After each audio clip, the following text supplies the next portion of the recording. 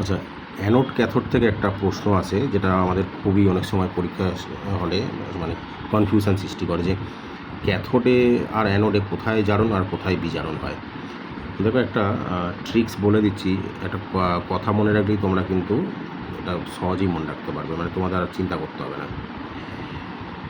তো এখানে দেখো, একটা নিজেকে একটা প্রশ্ন করবে যে কবে, ঠিক আছে, কবে, ঠিক আছে, তুমি উত্তর দিচ্ছ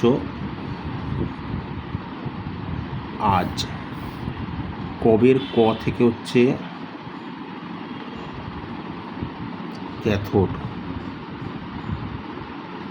ঠিক আছে, বে থেকে হচ্ছে, বের ব দিয়ে হচ্ছে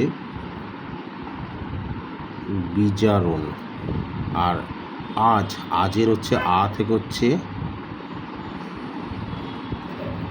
অ্যানোড, অ্যানোডে তোমার হচ্ছে আর জ দিয়ে হচ্ছে জারণ। তাহলে দেখো, কবে ক থেকে ক্যাথোড, আর হচ্ছে ব দিয়ে বিজারণ, আজ উত্তর দিচ্ছ আ দিয়ে হচ্ছে অ্যানোড, বর্গের জ দিয়ে হচ্ছে জারণ। তাহলে দেখো এখানে ক্যাথোডে তাহলে কি হচ্ছে, বিজারণ হচ্ছে, আর অ্যানোডে জারণ হচ্ছে।